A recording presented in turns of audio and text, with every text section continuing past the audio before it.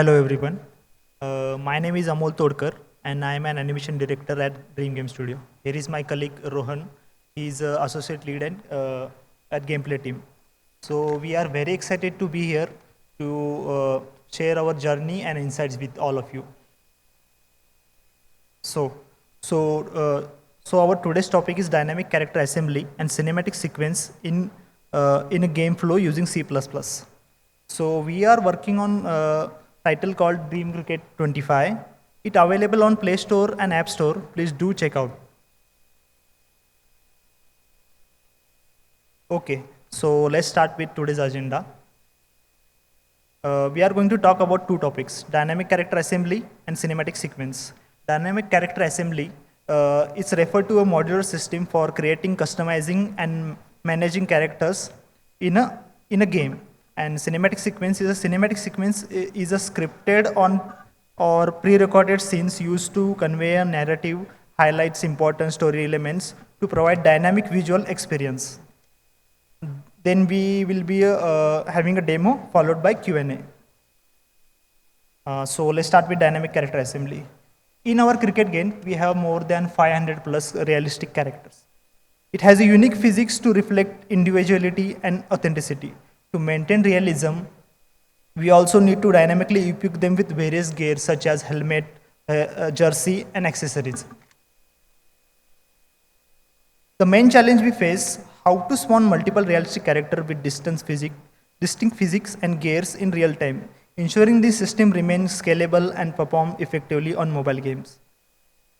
So we try multiple approaches. First is brute force. We simply combine all meshes with gears and put it in Unreal. It will work, but it is not scalable and it creates performance issue. So other method we try is we separated every part of body, just like head, upper body, lower body, shoes, arm, and wrist, and we stitch it together and uh, try something. So my friend Rohan will take it over.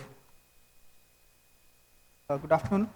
So, continuing with the discussion, as Amol said that it is not possible for us to import the complete mesh for each character if you want to make it scalable. So, to achieve that, the first thing comes into mind is can we reuse the assets? So, when I talk about reusing, so let's say that there are two characters. The most defining thing they have is their head meshes. So what we can do is, okay. Yeah. So what we can do is we would just need to import the head meshes for each of our individual characters, and we can use body components as it would improve the scalability. So the first approach comes into mind is you have a single skeletal mesh which would house the head or parent mesh, and you would have different components of skeletal meshes which are child meshes and which would follow the parent mesh. So in this case, now we have the scalability achieved, but there's a performance hit as now one character houses multiple skeletal mesh, so there will be so the number of calculations for let's say bones, post calculations and mesh skinning would increase. So now to handle this issue, what we do is again now stitch the mesh together at runtime. Now Unreal provides us this provision. It's called as Unreal UE4 modular characters or F skeletal mesh merge utility. So the C++ utility in which it provides us the ability to stitch different meshes at runtime. It takes care of the skeletal, the skinning mesh and also the material slots. So we'll look into it now. Yeah, we'll look into it in demo. And now this also meets our performance optimization since we have only one mesh now. Yes, there is a calculation, a huge amount of calculation when we create this mesh, when we are stitching this mesh, but that happens just once. So yeah, we'll look into a demo.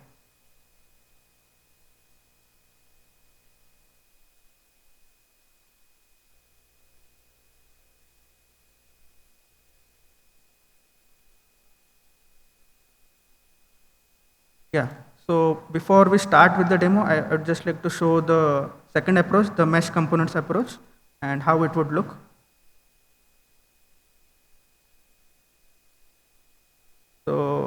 we were talking about distributing our character into different components, right? So let's say that I have these many components, head, lower body, upper body mainly, and some ears as well, because when we talk about cricket game, if we have a batsman, then the lower body would be of different mesh, and upper body would be of, he will have gloves and stuff.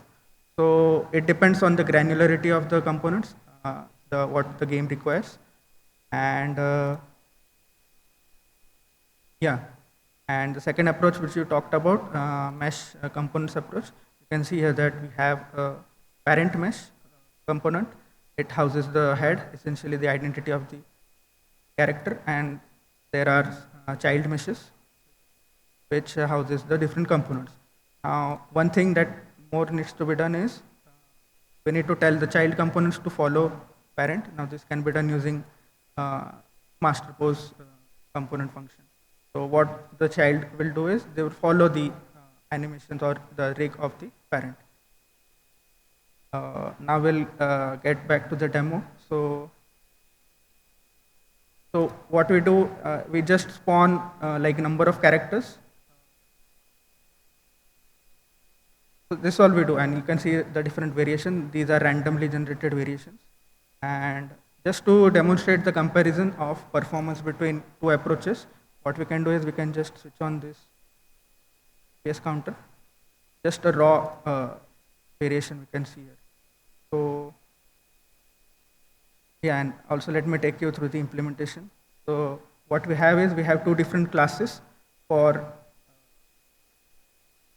generating the meshes, two different approaches which we talked about. One is the combined character, in which we stitch the mesh, and second one is the mesh components, in which we have different skeletal meshes at a time. So let's first check the mesh components approach. So if I just say now, you can see we have spawned 50 characters of different variation, all of are animating, and visually you can see that there is no, what to say, artifacts in it. It works like fine, speaking visually, but as you can see, the FPS is almost 50. Now we are talking about PC, right? So in mobile platform it would be even worse. Now this works, this approach works, but then to improve it further, we have the third approach. We'll just switch the class of the character that we are going to spawn, which houses the mesh stitching function. And if we see now, similar visually, like no difference visually speaking, but if you see the FPS, it's almost double. It happened because we used only one skeletal mesh per character, and it basically can, there's no performance hit. So now we have achieved both scalability and performance as well. Just to take a quick look on the C++ side of things, I have a base character. It is just an actor with the root component of skeletal mesh component. And there are just like initialization functions for data context. Data context is basically what character you need to, what type of character. This again depends on your requirements, and we have construct character function. And other couple of helper functions which just loads the mesh as per your data context. Now this construct character function is empty here. Now, as we said, we have two approaches. So first, talking about mesh components approach. So it inherits from the base character, and we just override the construct character function. So yeah, in this function, so we have enum for specifying the characters, components like head, upper body, lower body, and here we just construct the character in the sense as per our data context, what all components need to be assembled. So like in cricket terminologies, for a batsman, for example, batsman will have a different lower body for housing the pads and stuff, and he will have different hand, like gloves and stuff. So yeah, at the end we just have a list of components, and what we do is for each component we just load the mesh, like using this helper function, load the mesh, and we create a new skeletal mesh component for each of this mesh, and we just like attach it to our parent component and make them follow the parent. So, and we have also props which can be attached. These are static meshes which can be attached to the socket. So this was about the mesh components approach. And if we see the difference now, the combined character. So in that, again, the composition is the same. Depends on the data context. Now, here comes the difference. So yeah, again, we iterate all the body components, and here we just load the mesh, and initially we just add them into containers. So we have a mesh container in which actually houses the list of meshes you need to combine. And we have a material container in which like each component can have multiple materials. So this is the list of that material, and mapping is just a way to map the components material slot to the combined mesh material slot. So it's basically a list of integers, that's all. And yeah, yes is the line where we use skeletal mesh merge utility. You can see we just provide a base mesh which will get the combined mesh at the end, and all the metadata that we just load. And this line do much actually perform the stitching. This one actually is the most performance intensive task, but since we are using it only while spawning, so we can have that. And yeah, at the end we just get the main mesh in the base mesh, and we just set it. So this is the implementation details of for yeah dynamic characters. And Slide. go ahead with the next.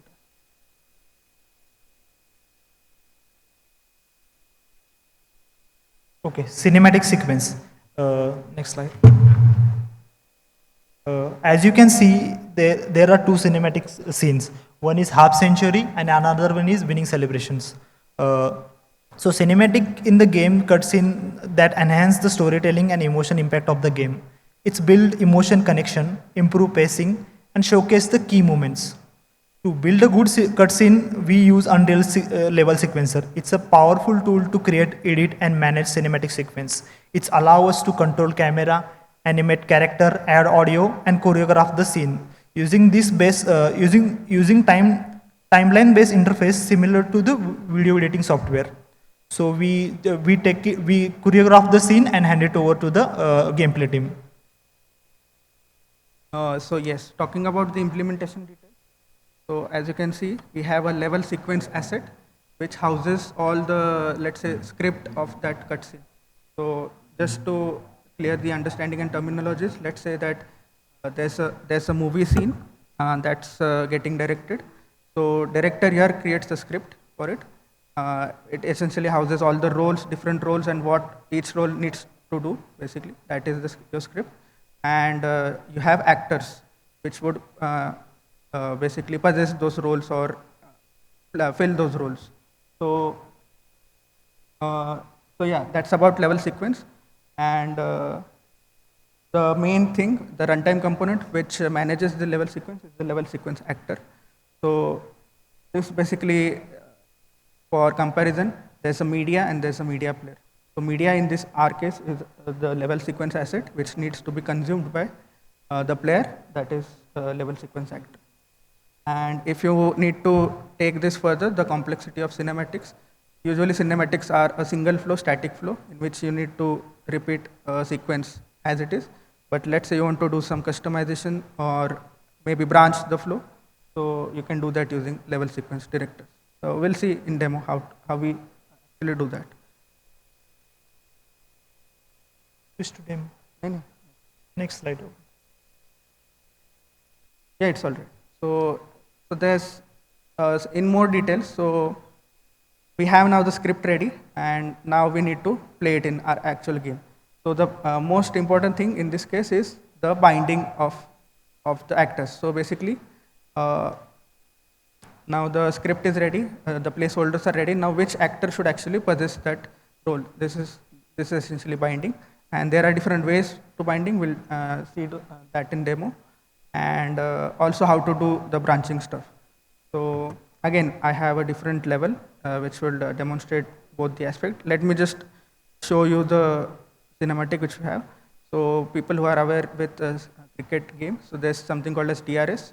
So DRS means decision review system. So there's an umpire, right? And if like one of the team is not satisfied with a result, so they can basically take a review. So we as a user can now select if you want to take a review or not. So as you can see that when I click play button, a sequence get played, and now it is asking for a basically my decision. So if I say take, it will play a certain animation, and if I say deny, it will perform a different set of animations. So here we see the difference flow according to the branch, and also there's a demonstration of the different types of binding that exist. So we'll take you through that. So if we see the animation, the cinematic asset we have, so this is essentially the script which we were talking about. It houses the camera and different actors, and each actor can have different tracks which address different behaviors. So most basically we can have transforms and keyframes. So basically they can move however you want. And yeah, talking about different types of bindings. So we have an actor, it can be possessible. Possessible means if that actor exists in the scene already without any requirement of spawning or anything, then you can use this binding basically. So you don't need to address any spawning or life cycle of it. It checks if the binding exists or not, and if yes, it just possesses it. That's the type of possessible act. Now second type is spawned. So as you can see, if I close the sequencer, that spawned object gets destroyed. So this object essentially gets spawned when you start the cutscene and gets destroyed when you're done with it. So if the requirements could be like you would have particle effects or let's say fireworks or confetti in some cutscene you need to say. So this would be a good candidate for spawned type of binding. Yeah, and the third one which we have is we manually, basically it's a spawnable only, but it doesn't get spawned by the cutscene. You are one who is responsible manually. You have to assign the binding basically. We'll see how to do it in C++. So yeah, and talking about the branching, before that, just let me show you the implementation of this specific scene. So all I do is I spawn a character at runtime, and I spawn a level sequence actor, the one responsible to play the cutscenes. And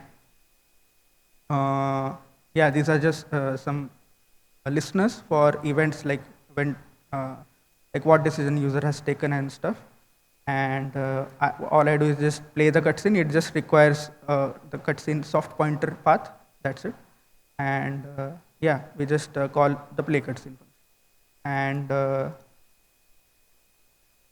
the director which I was talking about,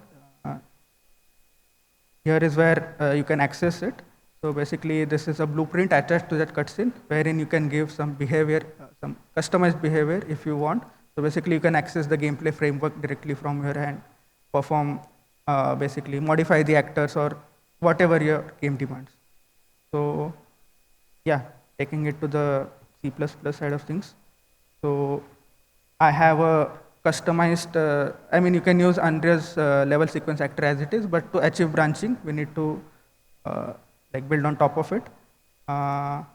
So yeah, here you can see our function which sets the decision basically.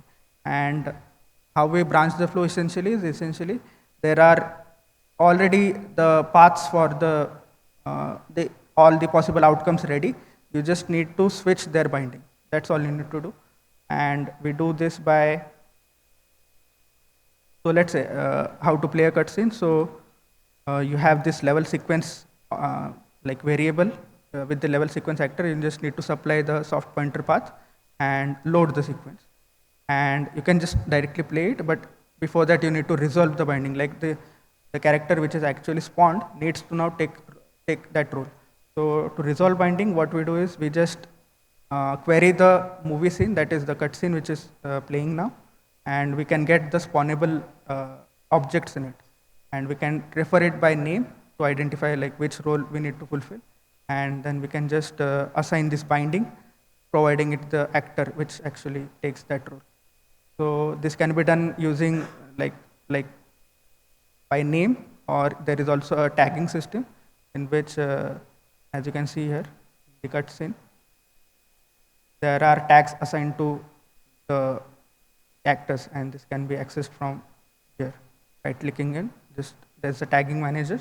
So this is for not basically a utility which you can use.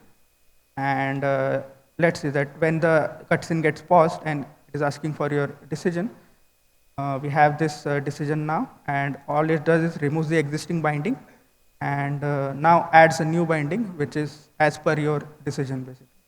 And this is how you get branching in your flows. So yeah, that's about it, and we just resume the cutscene. So yeah, that was about the talk. Happy to have any questions you might have, and we would urge you to visit our uh, and yeah, just play our game and enjoy yourself. Thank you. Thank you.